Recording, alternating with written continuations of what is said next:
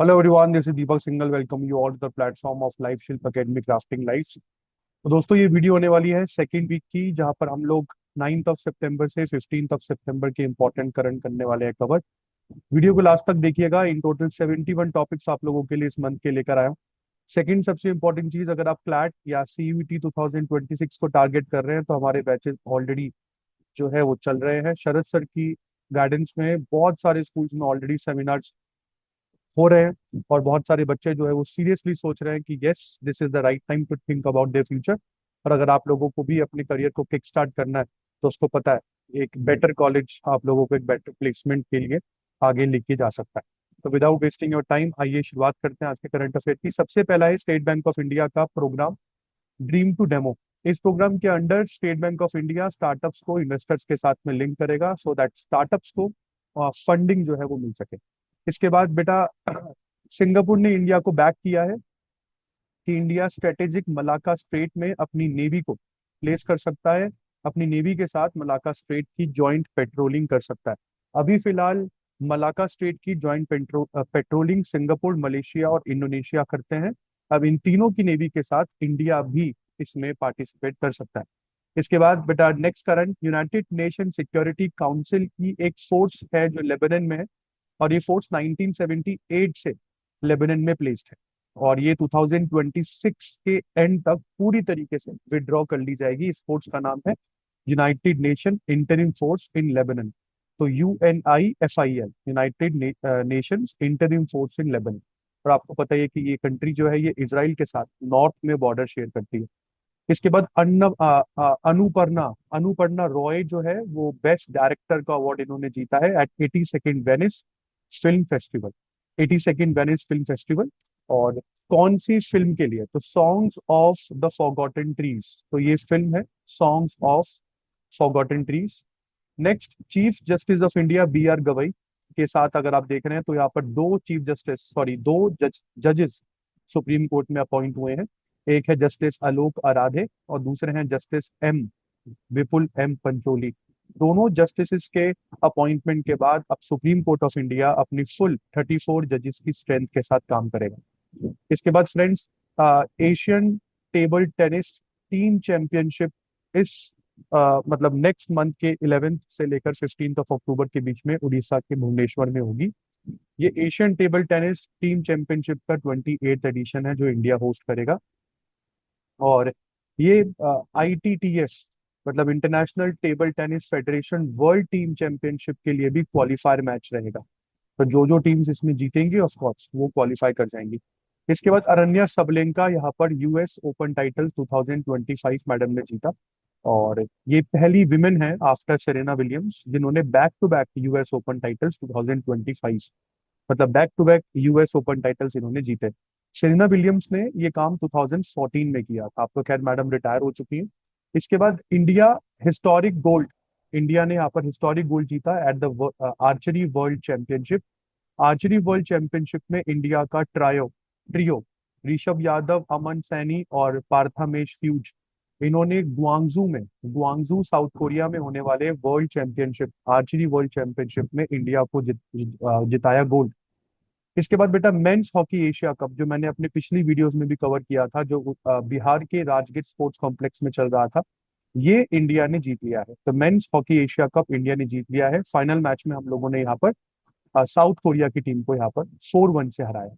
इसके बाद फ्रेंड्स आगे बढ़ते हैं। हम लोगों ने भूपेन हजारिका जिनको भारत रत्न भी मिला हुआ है, उनकी 100th बर्थ एनिवर्सरी इंडिया में सेलिब्रेट की गई। भूपेन हजारिका जिनका जन्म 1926 में हुआ था, who died in 2011 at the age of 85।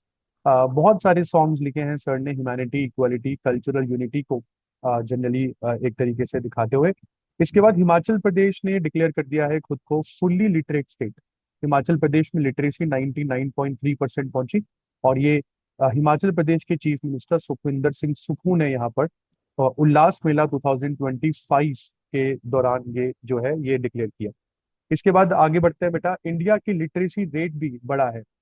2011 के मुकाबले अब हमारा लिटरेसी रेट जो है वो 80.9% के आसपास जो है वो यहाँ पर पहुंच गया है।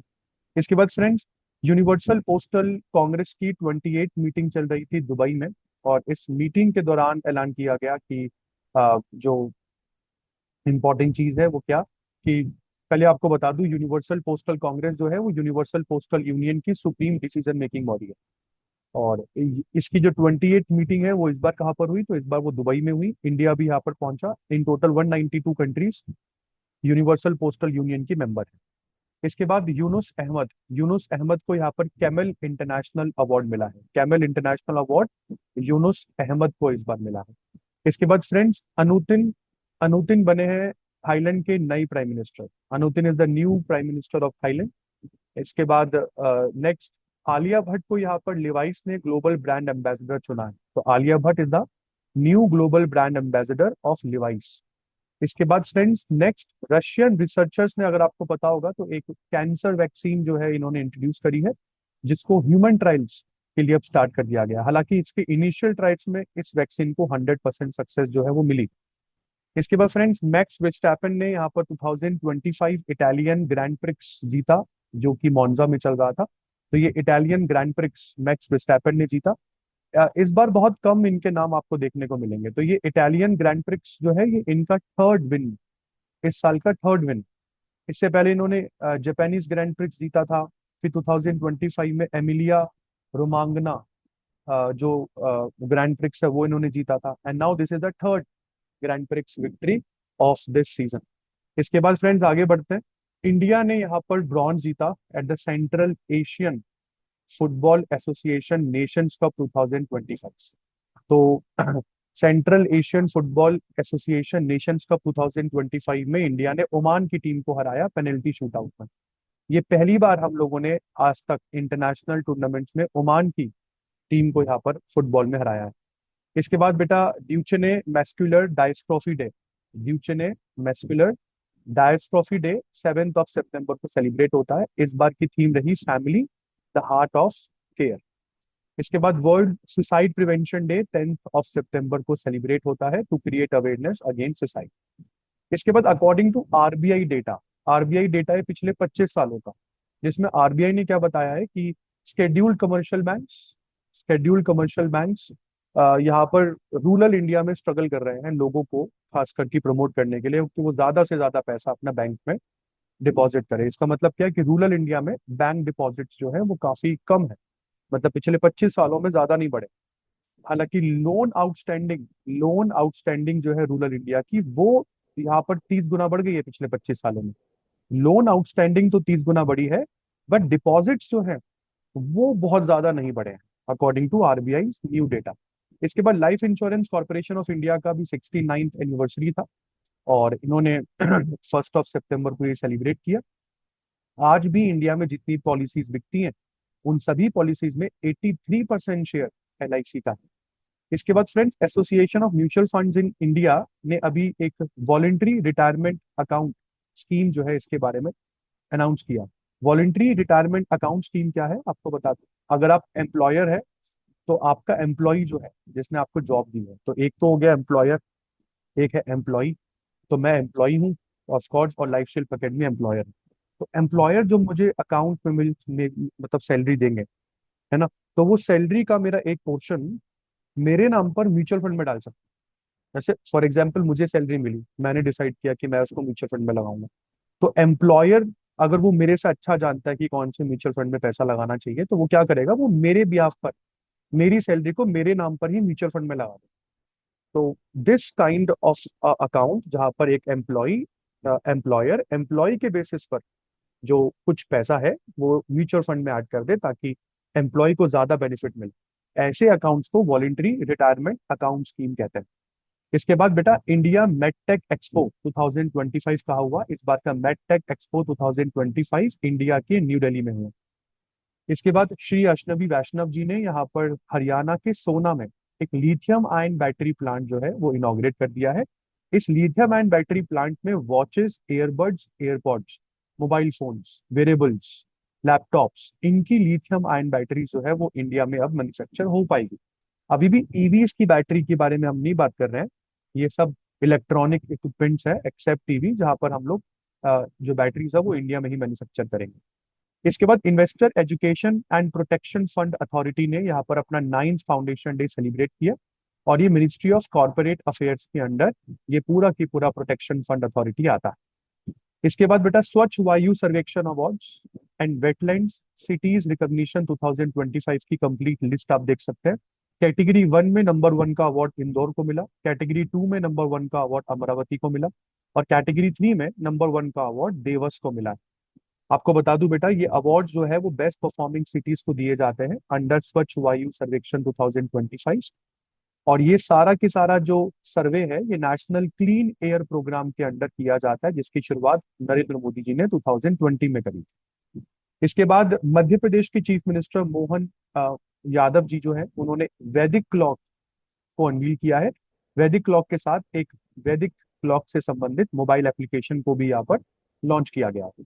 ये जो वैदिक क्लॉक मोहन यादव जी ने एमपी में इनॉग्रेट करी है, ये इंडियन काल गणना के आधार पर चल रही है। इंडियन काल गणना क्या करता है, वो एक दिन को 30 मुहूर्त में डिवाइड करता है और एक मुहूर्त में 48 मिनट होता है। मतलब अभी हम क्या करते हैं कि पूरे दिन को 24 घंटे में डिवाइड करते हैं ना। इंडियन काल गणना एक दिन को 30 मुहूर्त में डिवाइड करती है और एक मुहूर्त में 48 मिनट होते हैं। इसके बाद आगे बात करते हैं बेटा डॉक्टर गीता वानी रयसम, ये बनी है CSIR national institute of science communication and policy research की नई डायरेक्टर जनरल। कौन? डॉक्टर गीता वानी रयसम। इसके बाद फ्रेंड्स इंडियन आर्म फोर्सेस जपैड 2025 के लिए निकल चुकी है। जपैड 2025 16 सितंबर तक चलने वाली एक मिलिट्री एक्सरसाइज है। इस मिलिट्री एक्सरसाइज को दो कंट्रीज मिलकर होस्ट करती है, that is Russia and Belarus. तो इसलिए भी वेस्टर्न वर्ल्ड में जब इंडिया जपैड के लिए गया तो बहुत क्रिटिसाइज किया लोगों ने इंडिया को कि देखिए इंडिया अब इतना वो लीडर है, इतने टेरिस के बाद भी रशिया के साथ इनका जो मतलब लॉन्ग स्टैंडिंग टाइज है वो नहीं खत्म हो रहे हैं। इसके बाद बेटा ACT-CM, मतलब ACT-CM का मतलब है एम्यूनेशन कम टॉर्पीडो कम मिसाइल बार्ज।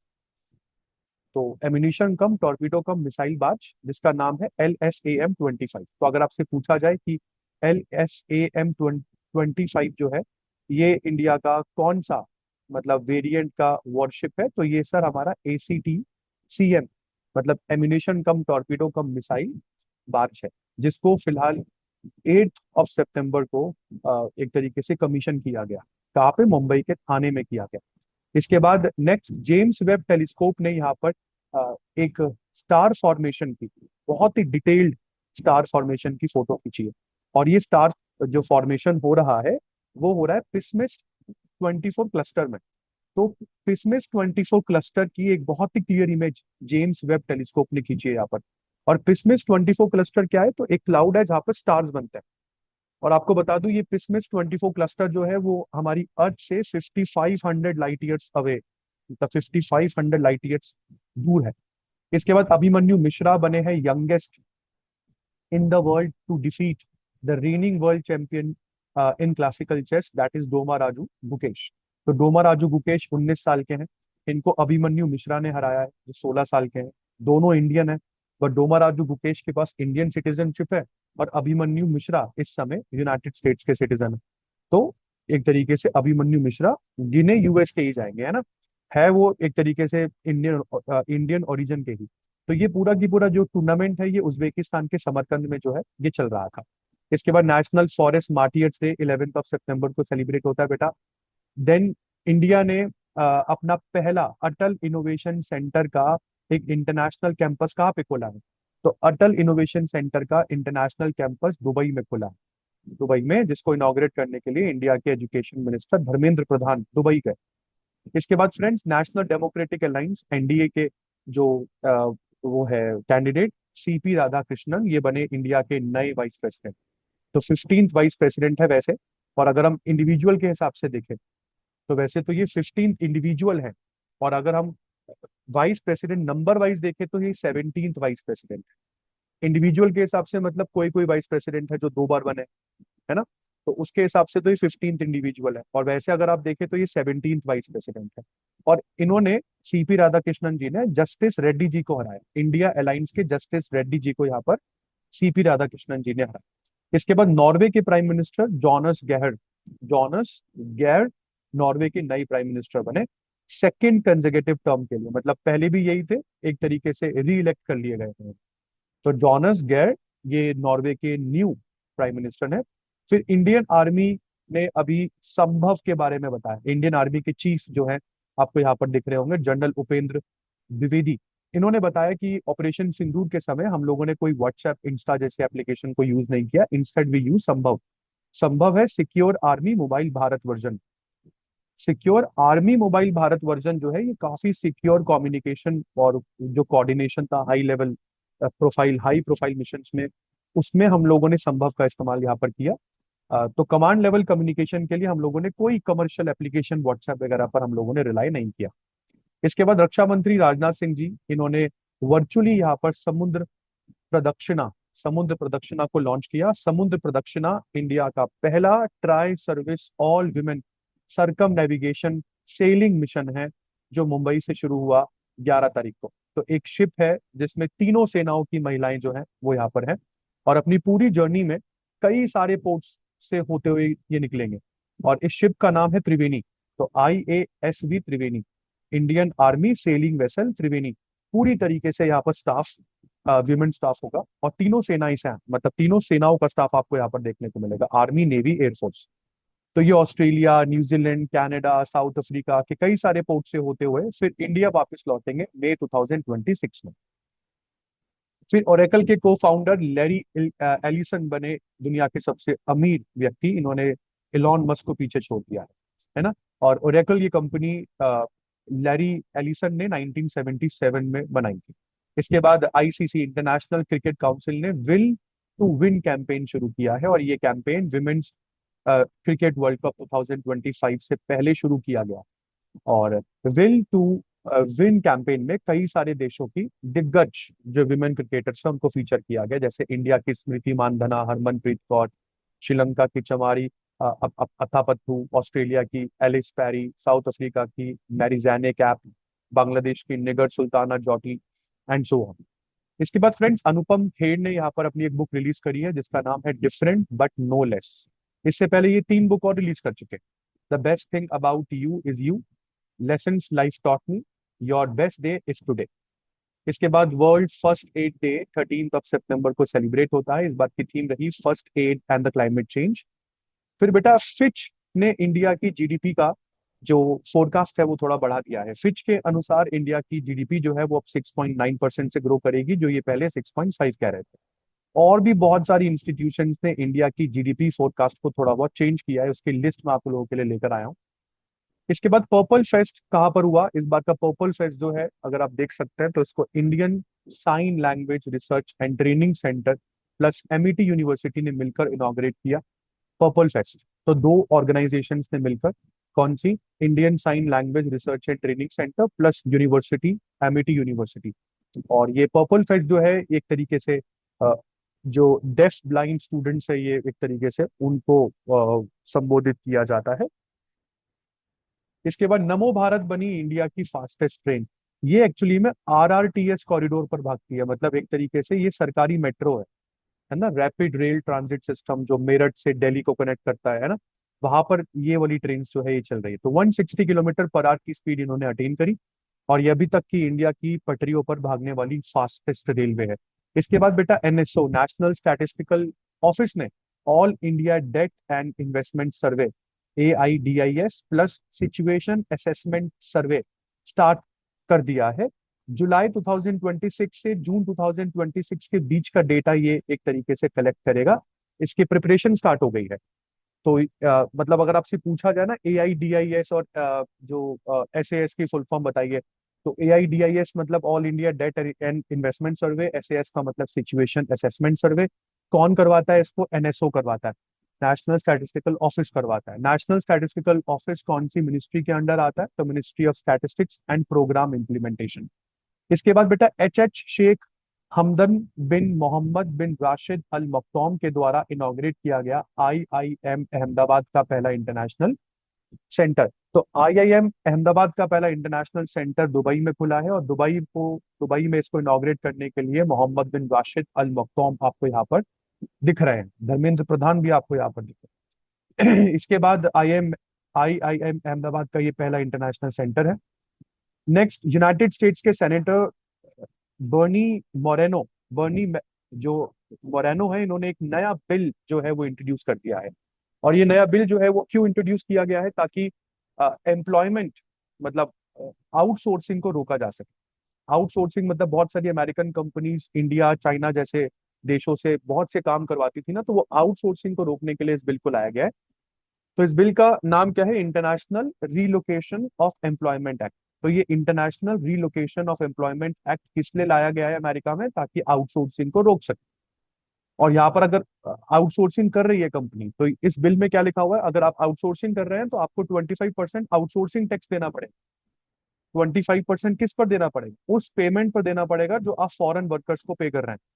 मतलब जो पेमेंट आप अमेरिकन को दे सकते थे बट आप फॉरेन वर्कर्स को पे कर रहे हैं, तो उस पेमेंट का 25% टैरिफ आपको अमेरिकन गवर्नमेंट को देना पड़ेगा। फिर डॉक्टर मनमोहन सिंह को posthumously PV Narasimha Rao memorial award for economics से अवार्ड मतलब सम्मानित किया गया। Doctor Manmohan Singh got PV Narasimha Rao memorial award for economics. इसके बाद बेटा इंजेटी श्रीनिवास बने national stock exchange governing board के नए चेयरमैन। तो NSC national stock exchange governing board के नए चेयरमैन बने हैं इंजेटी श्रीनिवास। फिर आचार्य देवव्रत जो गुजरात के गवर्नर है, फिलहाल इनको महाराष्ट्र का एडिशनल चार्ज भी दे दिया गया है, क्योंकि आपको पता है कि महाराष्ट्र के गवर्नर सीपी राधाकृष्णन तो बन गए हैं देश के वाइस प्रेसिडेंट। तो इसलिए गुजरात के गवर्नर को महाराष्ट्र के गवर्नर का एडिशनल चार्ज दिया गया है, मतलब अब ये दो स्टेट संभालेंगे। फिर इमानुअल मैक्रोन ने अपने फिर प्राइम मिनिस्टर चेंज कर दिए। इमानुअल मैक्रोन ने नए सेबेस्टियन लिकोर्नो को फ्रांस का प्राइम मिनिस्टर चुना है, और ये तब हो रहा है जब फ्रांस में ब्लॉक एवरीथिंग नाम का मूवमेंट चल रहा है।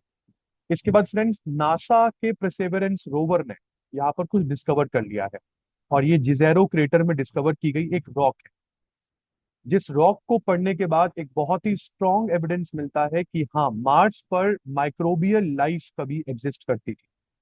तो मार्स पर माइक्रोबियल लाइफ के एग्जिस्टेंस का एक बहुत ही स्ट्रॉन्ग एविडेंस मिला है।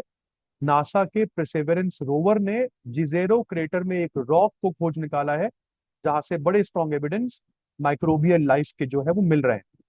इसके बाद फ्रेंड्स आगे चलते हैं। इंडिया ने पहला indigenous medium altitude long endurance autonomous combat aircraft launch कर दिया है, जिसका नाम है FWD काल भैरव।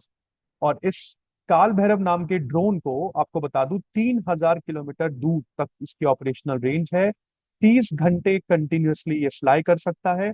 और इसको बनाया है flying wedge defence and aerospace ने, इसलिए इस काल भैरव के आगे FWD फ्लाइंग वेज डिफेंस, ये तीन वर्ड आपको देखने को मिलते हैं।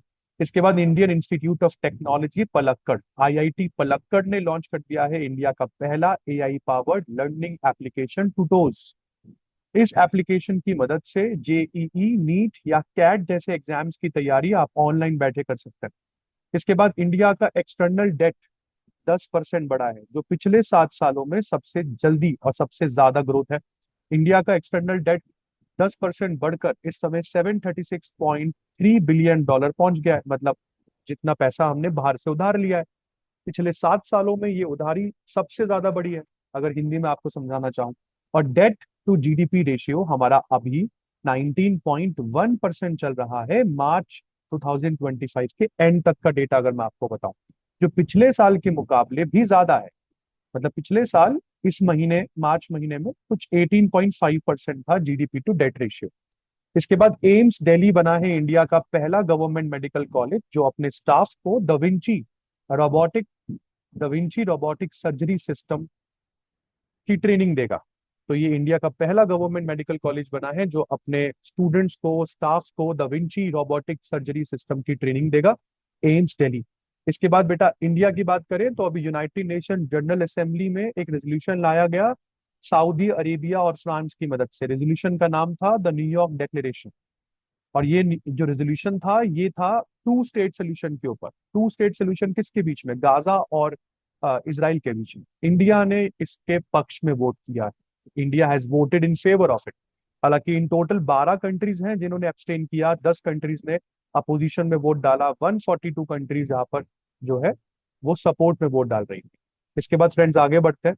Next 10th Ayurveda day 23rd of September को गोवा में मनाया गया। ये पहली बार था जब 10th आयुर्वेदा डे, मतलब पहली बार किसी आयुर्वेदिक डे को आपने सितंबर में बनाया, क्योंकि इससे पहले आयुर्वेदा डे धन्वंतरी जयंती पर मनाया जाता था, है ना।